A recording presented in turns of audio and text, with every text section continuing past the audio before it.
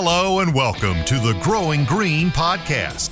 Your host, Jeremiah Jennings, is the owner of Growing Green Landscapes in Birmingham, Alabama, and has a passion for growing the entrepreneurship community for those who are young in business.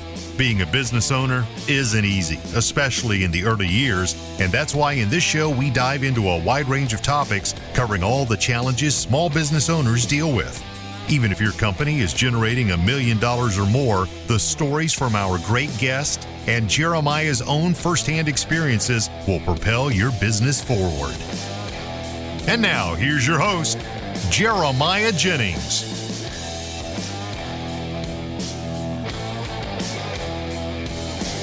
What's going on, everybody? Thank you so much for tuning in to another episode today here on the Growing Green podcast. This is your host, Jeremiah Jennings, and I'm super excited to come to you today with another fresh new guest interview for your Friday. I hope you guys had a great week if you're listening in real time here. Just gone out and crushed it. We've been blessed not to have any weather delays this week. We've had sunny weather. We were able to just get out and mow and go and get some landscapes in the ground, do some irrigation repair, prep for a big landscape install going in next week, and work on a patio at the house. We're doing our first paver patio, so it's been a fun week. It's been a good week, and we've had some great guests on the show this week. It's been awesome.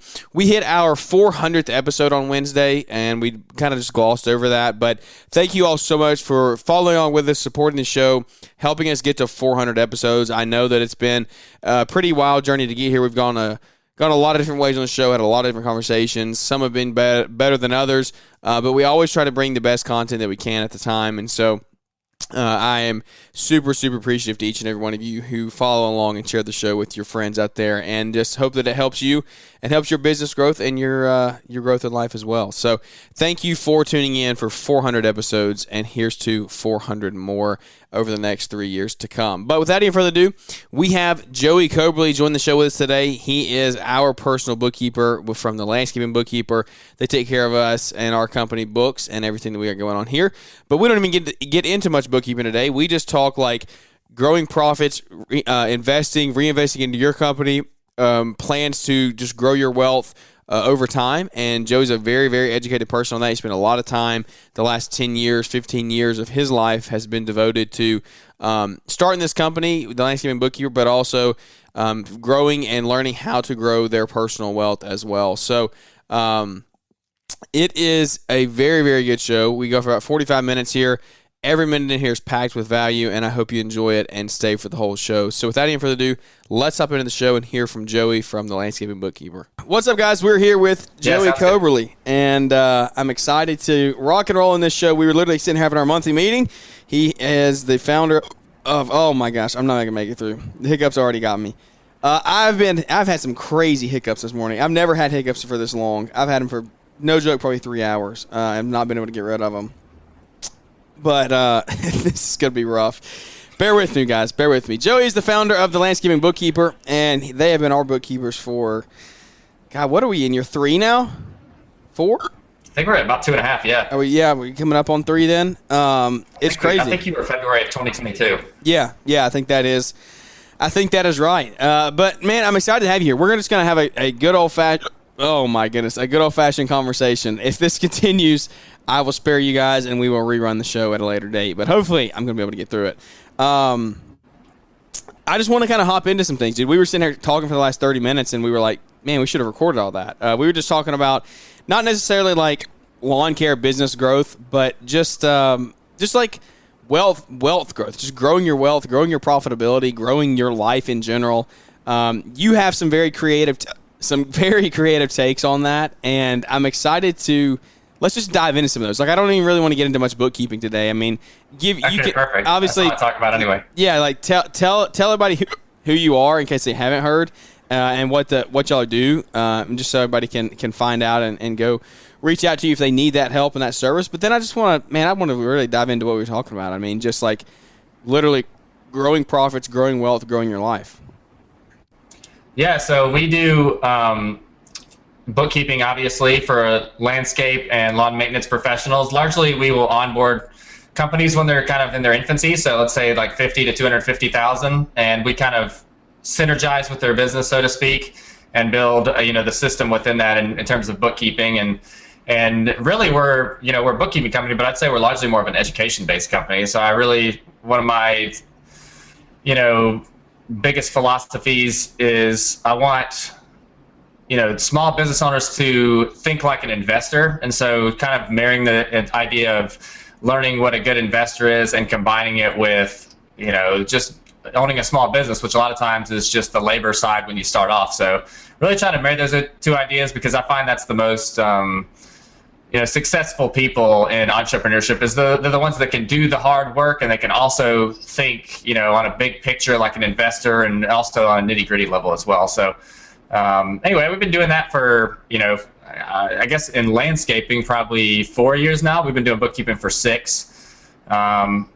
And we just really fell in love with the industry because, largely my family is a lot of blue collar workers. I'm from Florida, so there's a lot of landscape companies down here, obviously, and the grass always grows, so you don't really have to worry about it so much on a economical cycle sense. So that's a little bit about us. You can reach us at the landscapingbookkeeper.com, and if you're interested in working with us, schedule a 15-minute call. But other than that, hopefully that answered your question. Yeah, that's good, dude. That's awesome.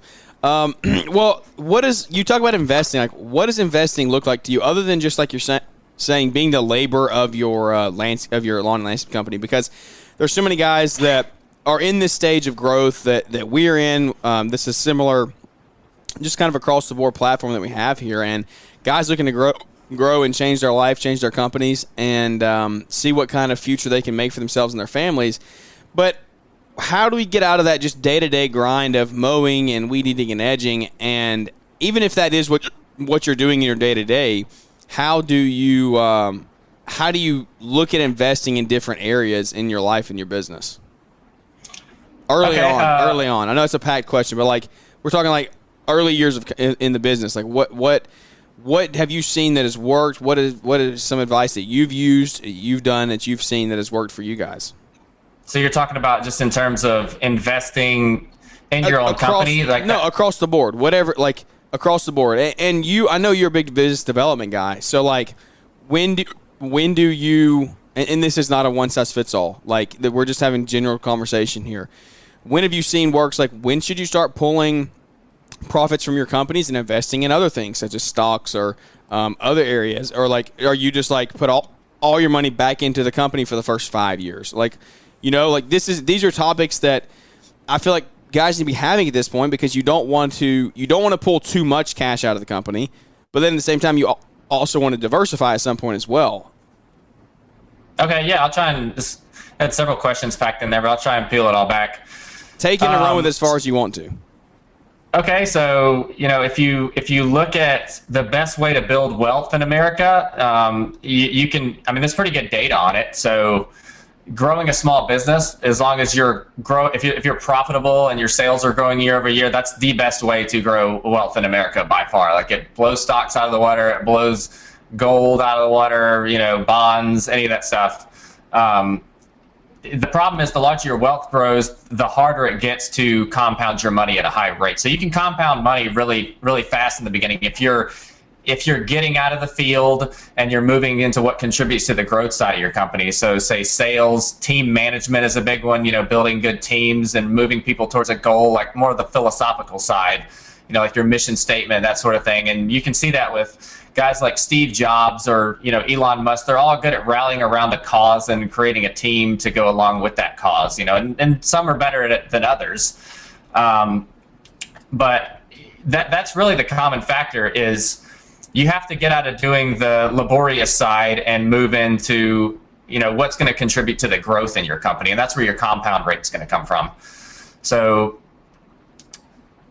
I guess your other question would be, well, how do you get out of the field? Because a lot of times that's one of the hardest things, and that's intricately tied to. Yeah, it's definitely a good question to pair with that. Like, because if that's our end goal, like what are the first steps to get there that you've seen? Yeah. So it depends on the situation. I don't know if you saw, I have an Instagram reel I probably posted 3 months ago, and I was saying that your compound rate is directly tied to how many kids you have. So that's actually like an important KPI. Like you're not going to, if you have 4 kids and you want good relationships with them and you're married, like you're not going to be able to compound at the same rate as a single guy would, like almost every time. Like that's, it's funny, but it's true, you know. That's a valid point that no one talks about. Like exactly. Like, we would be in a totally different spot if we had not had a son a year and a half ago. Yeah. I have kids. Yeah, I've got a second one on the way, so yeah. I totally get it. Like he's my cousin that's in the Marines calls it his freedom meter. Every time he has another kid, his freedom meter gets bumped back a few years. So I mean, it's we can make jokes about it, but it's true. It's true. Yeah. At the end of the day, like, and you have to take cash out of the company at this point. Like you have to take more cash out. Like your time gets divvied up between things that are more important, like spending time with your family. You know, I mean, it's just. But at the same time, you got to make sure that they're all fed. So it's a catch-22. Exactly. But yeah. So that's one thing that people normally don't think about is everybody thinks of business in the purest sense when they start out, but I'm like, it's really intricately tied to your personal side. And the more you can get out of the larger your business gets, it's not as tied to your personal side as it would be. Like if you're just making $100,000 in revenue and you need $50,000 to live, you're pretty much going to have to draw all that out to live. But if it only costs you $50,000 to live and you're making $500,000 in revenue and you're able to draw $100,000 out, that gives you more money to work with. So the guys that are the most successful, I would say, are really good at delegating responsibility. And then when you do delegate, that's going to take some of your profits, right? I mean, not your profits, but some of your income. So how do you counter that? You have to get leads and sales. So the more you delegate, the more you have to get sales and leads. Like it's just the perpetual cycle of business. And as long as you're good at delegating and making sure all of the tasks within your business are taken care of, it gives you more time to go out and get the leads and the sales that go along with it. But the longer you take to get those leads, the more money you're going to be going through because you're delegating all the responsibilities and it's taking up some of your personal income that you would otherwise receive. So you have to get really good at sales early on. You have to get good at living on a budget within your personal life so you don't have to draw as much money out. Kind of living sacrificially there for a while. I think I don't know if you know who Charlie Munger is, but he's Warren Buffett's right hand man. He was saying that getting the first $100,000 in your net worth, liquid $100,000, is the hardest part of growing anybody's wealth, and it's because you have to be part of that hustle to begin with. Your money starts working for you eventually, but at the first $100,000, you're really having to get out there and hustle and grind, and it's tough. And then you start. Let's dumb this down a little bit for maybe the guys who don't understand this, have not invested in the past. What do you mean by like first $100,000 in liquid assets? Is that like in stocks? Is that cash in an account? What does that look like? Yeah, I mean, you could think of stocks as liquid. Yeah, so liquid's anything that you can easily convert into cash, or it could just be cash. Like for example, if you've got $1 million net worth and it's all in your house, that's not very liquid. It's not really compounding money for you. It's not working for you. It's just all stuck in an asset that's just sitting there doing nothing that you're leisurely living on. Yeah. Whereas if you had $1 million in liquid, you could put that in, and that means all of your other needs are kind of taken care of. Like your house, you don't really, you might have a $100,000 house or something. I don't even know. Probably in today's economy, it's more like $300,000. Yeah. But anyway, it's basically how much money, in my mind, how much money do you have that you can actually compound money on top of? So you got $1 million, and if you're growing that at 10 or 15%, that's an extra $100,000 or $150,000 you have to work with. Yeah. On top of your salary that you're probably drawing to, because you're probably not just sitting around doing nothing. So I'm really talking in terms of, I guess you could almost think of it in terms of passive income. That's good. Yeah. What are some ways once you get to the point of okay, like we've sacrificed, we're investing in the company. I feel like we're to the point now where we can start pulling some money out a little bit, and I want to diversify a little bit of where we put our money. What are some good ways that you've seen that have done well for you guys and you've seen for other business owners? Is it Roth IRAs? Is it just like high interest savings accounts? What is it that you've seen? Or a couple of them? So it really just depends on your goal, and it depends on your business model too. Like for example, my business is digitally based, so I have lower overhead than you guys, but I also have harder time acquiring customers. So because a lot of it's web based, I need a larger brand to do it. So a lot of the money that we reinvest into the company needs to be spent. I mean, depending on how fast we want to grow, we're not trying to grow super fast, but depending on how fast we want to grow, a lot of that would go into marketing spend, and brand awareness and that things. Whereas a lot of lawn care companies, they can kind of dial that back a little bit, because they're more locally based and they're going to have to put a lot more money into their equipment to grow fast. So it really depends. Are you getting you want to make sure that you're getting I would say you always want to reinvest into your company as your MO.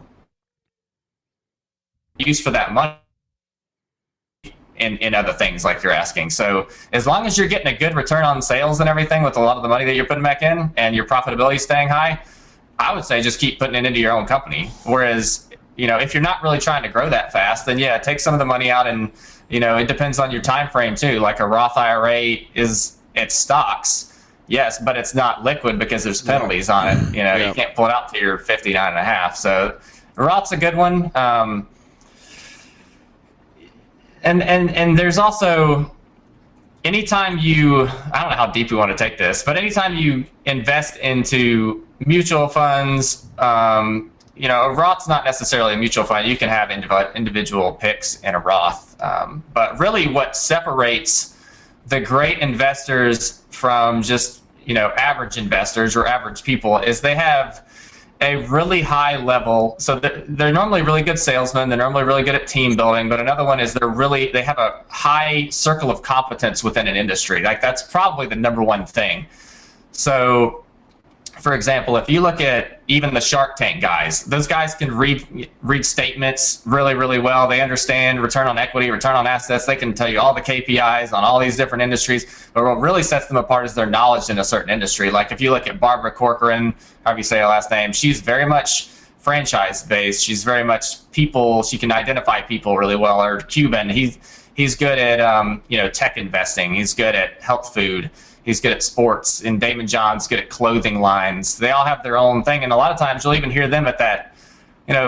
Several of them are worth $1 billion. Cuba's worth like 5 or 6 or something like that. They'll even say, I would invest in this. I like the company, but I don't know enough about it. So it's fine to just say, hey, I don't really understand this. Even though I'm a master of business, I don't really understand this. So you can see how their circle of competence has really paved their way to success. That's how they've gotten to $5 billion.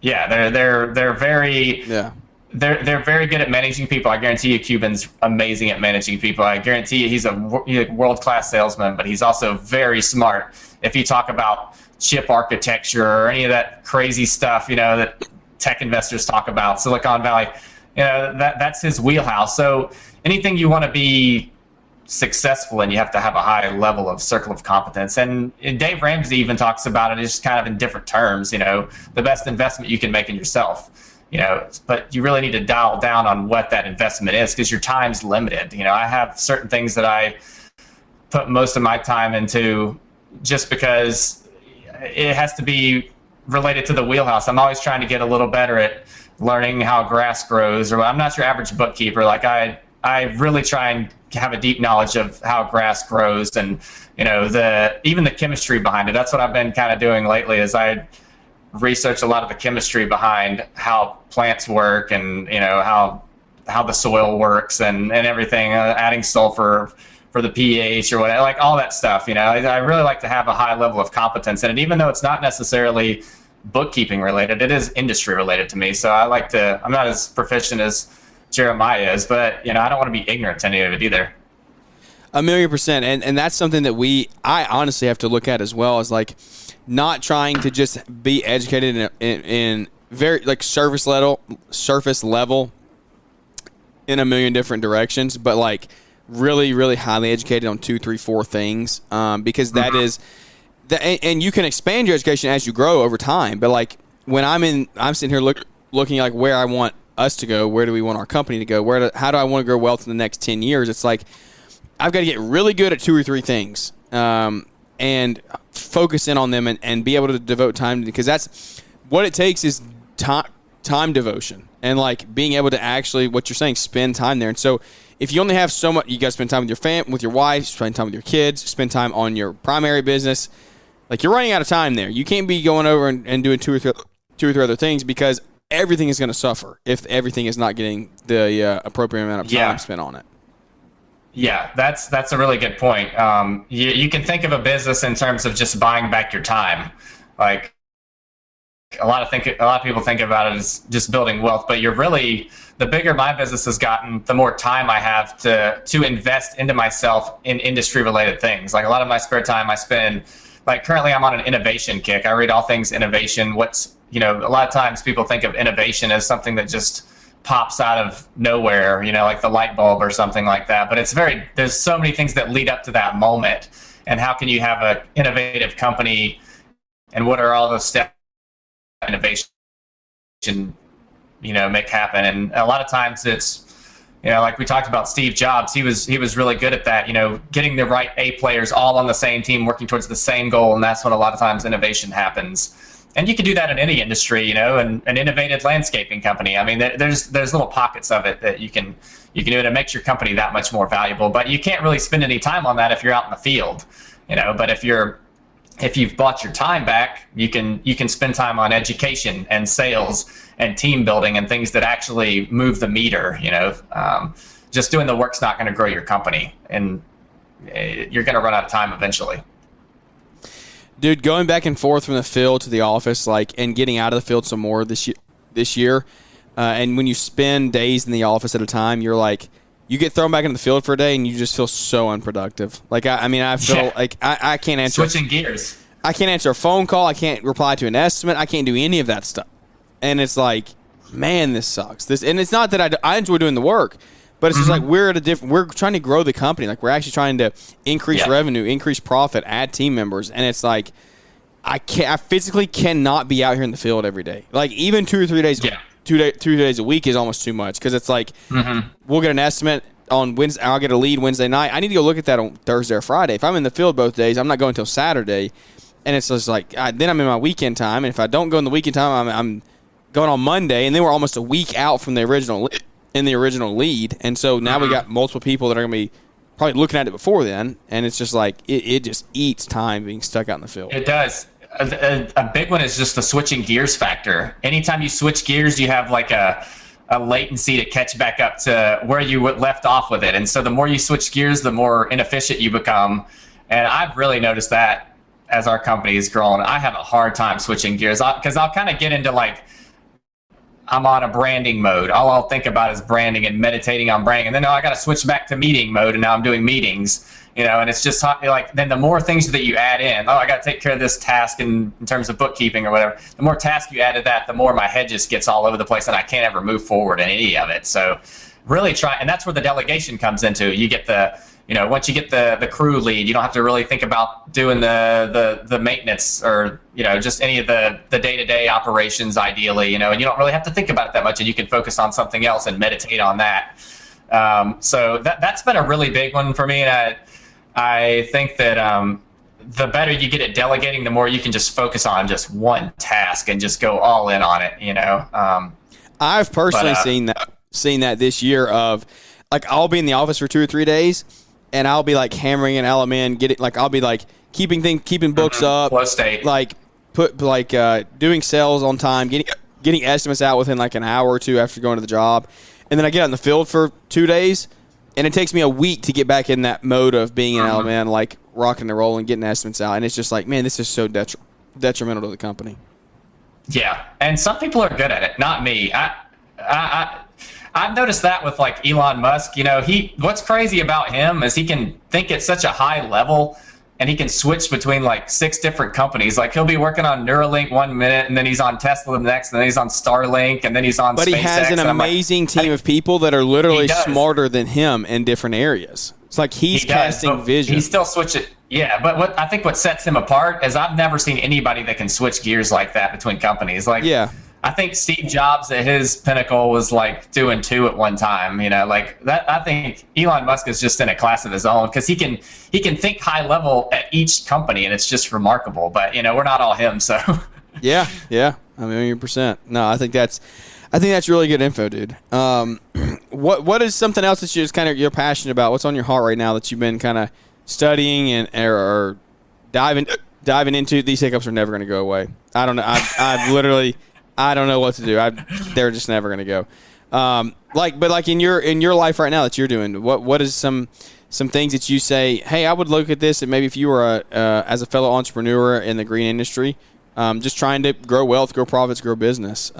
What's some things that you're kind of focusing on right now? So I think in the last year, I've really been working on, and this is going to sound cheesy, but like the philosophical side of business. I think that we're all philosophical and we don't even realize, like, we're designed for something bigger than ourselves. So I spend a lot of time thinking about that and what's going to just make me hop out of bed in the morning, like, and be super excited. I don't want to just drag out of bed. Like, I want every day to just be exciting. So I think the philosophical side of business, like, what's the purpose? What's the meaning? Why am I even doing this? Because I'm not very, I think 10 years ago I was very money driven, and that ultimately doesn't lead to happiness. You can see that with like mainstream actors. I think it was Jim Carrey was saying that I wish everybody could be rich and famous so that they can realize it's not all it's cracked up to be. So, I didn't really want to be very money driven. So I'm very philosophical. And I think what I'm passionate about is helping people get out of the position that they're in if they're not happy. So, if I see what owning a business has done for me, so I'm really passionate about helping other people succeed in business, so they can get out of the rat race, the hamster wheel. And you're going to have to do it for a time. But once you get out of that, what's your mission in life? What do you want your impact in the world to be? And we might not all change the world, through some, you might not change millions of people's lives, but you can change your community. It's like that speech, I can't remember that Marine says about fixing your bed, so you can fix other things. And it extrapolates on top of each other. Fix your bed so you can fix your house, so you can fix your relationships, so you can fix your community, so you can fix your, at the state level or whatever. So you have to be responsible in the small things so you can be responsible in the big things. And so just trying to help people be successful in the small things so that they can do, what humans do best. And that's, I think people are generally good and they can lift others up out of their position, so it kind of compounds. If I can help people get started in their business and be successful, they can do the same thing and then it can just kind of compound over and over again. That's like the foundation of like that whole topic right there is the foundation of growing a business, of growing relationships, like help other people. Put other people above yourself. It comes back down to like even Christian principles. Like it's a big circle there, but it's what a foundation. You put others first. You help other people, and I'm not necessarily, when I say put others first, I don't mean like disregard yourself. But I'm saying like solve other people's problems, help other people in their areas of life. That will come back to you. Yeah, I like to take that theological because a lot of my philosophical MO is from, we're both Christians. I'm very theological in that regard. Yeah. So, a lot of my philosophy is from Christian-based principles, I would say. But I think largely, I think the deeper you get into Christianity, you're really just becoming who you were called to be. Like, if that makes sense. I heard a Michael Heiser talking about that. I don't know if anybody's heard of him, but that really resonated with me. I thought that was cool. It's crazy. Like, it's crazy how far the Christian principles, like, it just goes across the board in every aspect. Like, and to each his own. You can believe whatever you want to believe. I'm very vocal. We're very open about being Christians here on the show. And it's where do people think morals come from? Like, it literally all reflects back to the Bible. Like, right? Who? Why do you think it's a good thing not to kill a person? Like, where does that come from? What makes you not an animal? Yeah, exactly. Did the Big Bang just tell you, oh, it's just not? Yeah, we shouldn't kill people. Like, and if they made a law, and some lawmakers created a law 2,000 years ago and said, oh, we're not going to kill people. It's a bad thing. Where did they think that's a bad thing from? You trace this all the way back to your conscience. It blows my mind. Yeah, and I think a lot of the supernatural elements were kind of taken out of the Bible.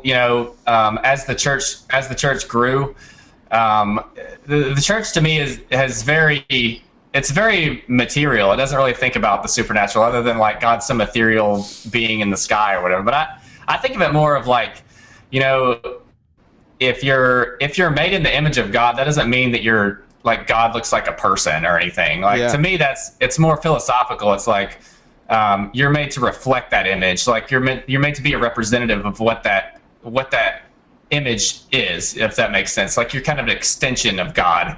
And that's what you're kind of called to be, is like, what is God's characteristics? How can you reflect that? I mean, that's really what it means to glorify God, is to reflect his image. So, I'd like to do that in business. And that means, to me, helping people get out of the position that they're in and helping them thrive and lifting others up. And business has done that for me, so it can do that for other people. And then I'm big on, still living humbly, and I would say, not taking more than I need, and living lavishly. And teach their own. That's just kind of my personal philosophy. But that I like to. With the business, you can kind of create a lot of wealth, but that doesn't mean you're just sitting there living lavishly. It just means that you're responsible for more and more things, more and more assets. And you can take that back to the parable of the talents, like the servant that multiplies his talents, and then you can kind of get conflicted with that. You have the rich young ruler that comes up and asks, if what should I do with my money? Or I forget what exactly he asked. But basically, Jesus tells him to give all his money away. And so, that kind of conflicts. It's like, are you supposed to give all your money away, or are you supposed to, double your money like the servant had his workers do in the other parable? And to me, it means, not taking more than you need, and you can grow your wealth, but, it's out of service for other people as well. So I think that's kind of the gist of it, because otherwise it seems kind of not hypocritical, but it's conflicting. It doesn't make any sense. So I think philosophically that's kind of my MO is growing a large net worth, but being very responsible with those assets and living accordingly. That's super good, man. I mean, we do not have some massive net worth, but as money does continue to come in and we are able to do more things, it's like I do want to never forget where we came from, where we started, and then who helped us get there. And along the way, never forget to give to the people that were once in your spot. And I don't say literally mean give money, give time, give resource, create resource. Yes. It's exactly what you're saying. Help other people grow companies. And that is a very big passion of mine. I love, to each his own, whatever job you do in life that you are that you're fulfilling and taking your call and actually running with it and doing it well and excelling at it, do it. But I have the heart of an entrepreneur, and I love, when I hear people talk about things and I realize what you have, and you could be doing this on your own, and you could be you could create your own business, you could create your own future. You don't have to build somebody else's dream. I think I'm like you in a sense. You just want to help that person do that. Because I'm I know it's hard. And I know it's not easy. And you may not understand everything right now, but all it takes is you having someone in your corner that can help you actually take this stuff and grow. Exactly. And it's because I know countless people that I'm guys, you're so talented. You're so good at what you do. You're so, and I don't care. Again, if you want to just go work a W-2 job and do that, then do it. Everyone on the planet is not called to be an entrepreneur. That's not possible. Yeah. Our companies would not exist if that was the case. We wouldn't have employees. That's not the point that I'm saying. And I'm not criticizing you if that's the role you take right now. But if you ever have that idea or that thought of, hey, I think I could do this, but no, it's too scary, I don't know how, those are the people that we got to help. Mm-hmm. Yeah. The cool thing about this is a message I talk about that just with entrepreneurs in general, I could rant about the school system for a while, but the problem with the school system is a lot of time, I think Kiyosaki wrote a book called Why Your A Students Work for C Students, and I didn't read the entire thing, but I like the concept. And basically, the school pretty much categorizes people from day one with who has the best rote memorization skills. Yep. It doesn't measure creativity. It doesn't measure your sales ability. It doesn't measure your relationships, or any of that stuff. It just measures how good can I remember things, how good can I test, and then it puts you in buckets. And so you stay in that bucket of oh, I'm dumb. I hear people talk about that all the time. And I hate the words dumb and smart because it doesn't translate to success in entrepreneurship at all. Entrepreneurship is you have to be good at so many different things, And your rote memorization skills aren't going to get you anywhere in entrepreneurship. In fact, it's probably detrimental because you're probably not as social as a lot of the C students or whatever, so to speak. Yeah. So I don't know. I really try and get that out of people. So when people come to us with their books, a lot of times it's odd because in a sense you're very vulnerable. You have your numbers, it's a very vulnerable moment, and it can I think subconsciously it hurts people's intelligence whenever they show you how much money they're making. It's like, oh, I'm not smart enough to make this much money. And I think that's very deep in terms of you've been told that probably your whole life from the school system. And honestly, you're probably better off for it, because if you were smart, you'd probably be moved into the meat grinder of becoming an executive somewhere, working 80 hours a week, having no family, and then having a midlife crisis and throwing it all away with deep amounts of debt that you lavishly lived on, for the last 10 years or whatever. But anytime you're tied to something that school puts you through, you don't really ever get to be put into something that contributes to growth. And what I mean by that is you're going to be part of, either the overhead of a company, which is an admin or executive role, or you're going to be part of the labor force. And what really grows the GDP is the entrepreneurship, the entrepreneurs, the ones that are behind the sales and the team development and everything. And that hasn't anything to do with school. It comes through experience. It doesn't matter how smart you are. None of that really even resonates. But in terms of just school, you're going to be either stuck doing one of those two roles, and neither one of those really contribute to growth. And growth is what contributes to wealth, and wealth can contribute to a larger impact. And so I think that by being an entrepreneur, you give yourself a lot more levers to pull and kind of throw that I'm dumb or I'm smart mentality out the window. And let's just see how successful you can be, not based on your IQ, but based on, all the other characteristics that make us human, because an IQ is not what makes you human. And in fact, IQ is probably going to be less valuable with the existence of AI coming out anyway. That's the ones that are going to get hit the most, because we're not going to be, rote memorization skills will be extremely common because AI can do it all for you. So that's where you can get into the middle management jobs going away and everything. But which is like we're in similar stages. Y'all are a little bit ahead of us with like Neil going to school in the next couple of years, figuring that situation out, his education. Well, Jack's a year and a half, so we still got a little bit of time before we make that decision. But those are thoughts and conversations I'm having right now, because you make a joke, you laugh, like the memorization there, the AI can do it.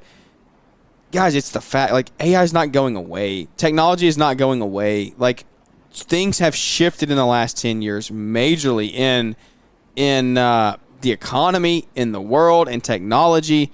Like, why is schooling still the same that it's been for the last 50 years? 50 years, yeah. 100 years. Yeah, it's like, why is that not adapted to grow? And we could spend another hour on this. And I'm not educated enough to sit and have a conversation on it. I just have my thoughts on it. You probably could, because you've probably done the research on it. But it's just I haven't done as much as I should have. It's just like, it's mind-blowing. And it makes you think, like, yeah, why does the schooling matter so much? Jack's coming to say, hey, what's up, bro? Jack walked in and said, hey. Hey, Jack. Why does that matter so much in the day-to-day? What are we learning? What, aside from history, even and math and things like that, and you need to learn how to read and write English. I know all of that. But I'm just saying, when is really the last time that you used your geometry or algebra 2 or right. calculus in your day-to-day stuff? Right. Yeah. And it's just like, I don't know. I'm conflicted. Again, I'm not educated enough to have a full conversation. These are just thoughts that run through my head every day. I'm like, we've grown a company. I'm really good at talking to people. I can make a sell if I need to. I got a lot of room to grow. But those are things that are getting me through my day-to-day right now, not my algebra 2. Right. No, I totally agree. I was ranting about that when I was 15, sitting in geometry class. Yeah. I'm like, when am I ever going to use this? And shocker, I haven't really used it, and I'm 33 now. Yeah. And I use a little bit, but not the amount of time that I put into that. You know how much time I put into all that stuff? Yeah. And really, time you'll never get back. Yeah. And how much creativity did you get robbed from during that time, because all of your time and focus was spent on that? Like, right. Think about like your opportunity cost. We talk about opportunity costs in business a lot. Yeah, I think about it in terms of like time. Yeah. Like when you were in those stages of high school, myself included, when I was sitting there reading a Lat book and getting tested on Latin and crap, I'm like, what am I doing with this? Like, why? Where else can my time be right now? Right. You could have been growing a company. Yeah. You could probably start growing a company. I don't know. Kids in other countries can do some impressive things, but I mean, heck, at 12, 13 years old, you can be go out there and getting yards and everything. Yep. And then compounding your money an additional 15 years before you would have normally when you got out of school. But crazy. Yeah, we're going to have a very unconventional way we raise our son. He's going to be very much. I want him to be able to critically think. School doesn't teach you to critically think very well. Yeah. And I actually set him up with he has a investment account now that I put a lot of his piggy bank money in. I still let him be a kid. Don't worry, I'm not that kind of dad. You know, he can still go buy his little cars and stuff. But I started his investment account, and he's got a $52 net worth. I took his picture with it. There you go. And I'm not giving him any money. You know, he can make his own money, and he'll be fine with that. Yeah. But I want him managing his own account when he's very young. I think anybody can do it very, very young. Especially with like stocks, like people talk over everyone's head in finance, and I almost think it's intentional. Maybe not really, but the less people know about finance, the more advantage the finance people have on making money off of everybody else. So, I really try to bring finance down to the easiest level of understanding. And I honestly think that an 8 or 9-year-old could make most financial decisions about buying certain companies. Like I really believe, assuming they're raised right. I'm not just talking about your average 8 or 9-year-old.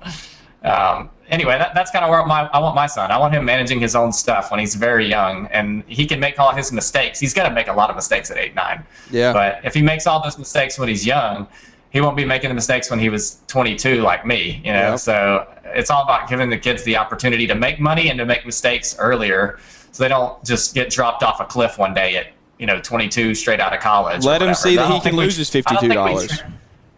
I don't think we transition people very well from childhood to adulthood. So I'm really I spent a lot of time thinking about how to do that. Yeah, he'll probably lose that $52 and good for him. Yeah. I'm not just going to I think that you could put $5,000 in your 2-year-old's account, and by the time they're 70, I did numbers on this one time, but it was worth just a modest compound rate of like 12%. I don't remember what it was. It was millions though. Oh yeah, just from and that's all I have to do. He'd be set up, but that's not set up. Money isn't set up. It's the experience and the ability to manage that money properly is the real kicker. I don't want him I'm not dropping money in his lap when I die unless he's just shown that he can do it properly with the little things first, And I think that's a message of the Bible as well, Faithful in the small things.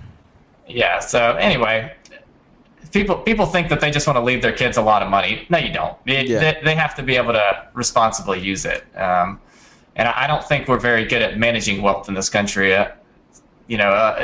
So, for example, almost I think it's like 99% of assets in America are managed by BlackRock or these investment firms and everything. And people think they're too dumb to do it. And no, you're not. Like you just need to put the time into it. It's a very high It's something you need to be responsible of. Learn how to manage your assets. People have done it since the beginning of time. With whether it's like Abraham and his sheep, that's his assets. His sheep were his assets. And now it's the same way in today. All of your 401k and mutual funds and all the investment companies, they're all managing your assets for you. And we've gotten very ignorant to where all that money's being used and appropriated. And it's something that I refuse to give into. I'm always going to manage my own stuff. It's not about the high compound rate to me. It's about managing my stuff accordingly and voting with my dollars and putting in it things that I'm passionate about. And so I think almost everybody could manage their own assets, but it takes time and it takes research and it's an ever evolving learning process, something that humans thrive on. You always want to be a continual learner. I think that's why a lot of people get depressed, honestly. They stop learning at a certain point. We're meant to learn until we die. And that's what asset management and investing is to me, is continual learning. That's what entrepreneurship is And I think it makes for not as safe a lifestyle, but it's a much more invigorating lifestyle, and it's one that calls you to adventure rather than I already have my whole life laid out in front of me with my retirement account. Yeah. Well, the thing is like you might think you have your whole life laid out in front of you with your retirement account, but who's to tell you that money's going to be there or the stock's not going to crash? Like there's no guarantee in any of it. So like, yeah, well, if the stock market goes away, we probably had a nuke dropped on us or something anyway. So it's going to be Mad Max or I Am Legend or something, We'll all be in trouble. Yeah, and I think stocks will be the last worry of yours if the world goes to pot like that. Yeah, there we go.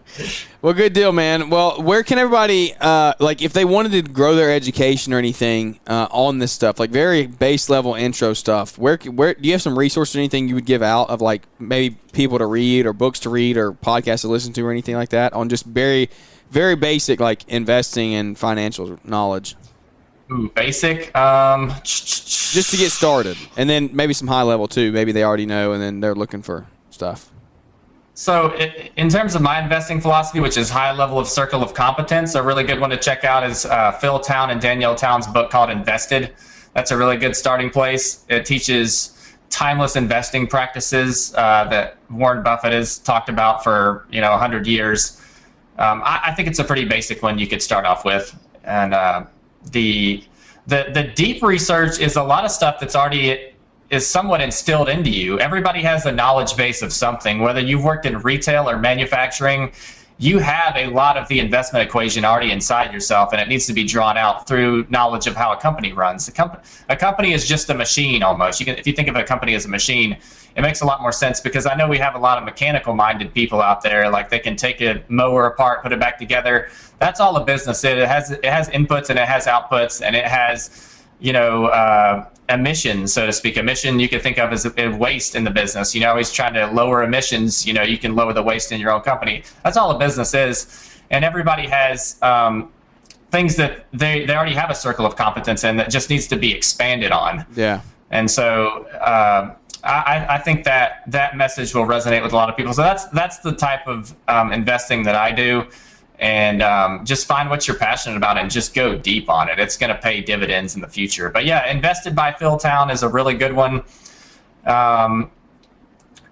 And for a more systematized approach, I really like the Ramsey program. That's a really good program if you don't want to get that deep into it. He has some really wise business practices, in terms of the debt snowball and the way they do their mutual funds and everything. But the Ramsey program's a good one, but if you really want to go deep in your circle of competence, I would say Phil Town. And I forget, what else did you ask? Where they can reach us?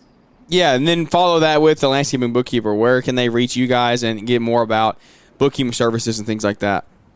Yeah, so you can, we're on, our website's thelandscapingbookkeeper.com. You can schedule a 15-minute call on there. And then we're also on Instagram and Facebook, the Landscaping Bookkeeper, largely Instagram. We're trying to build that out. We just got into that, as Jeremiah, not too long ago. Yeah. I really despise social media, but we're like, man, we got to get on there. That's right. You got to do it at some point. So it's not going anywhere. I've really enjoyed it. The last couple of months. You get to grow you get to grow a network that's amazing. If you take it and use it wisely, there's a lot of benefit from it. I like the network behind it, and I don't like being on my phone. I had this rule one time where anytime I thought about breaking out my phone, I had time to crack open a book. And so I would read a book instead, and I really built some good habits around reading books. Yeah. Just based on every little spare minute I had to just scroll Facebook or whatever. But, it's also a business tool as well, so I have to find the fine line there of how to build that network on there and everything. But 100%. Well, that's awesome, dude. Well, guys, if you want to go check out the Landscaping Bookkeeper, you can do that over there at thelandscapingbookkeeper.com.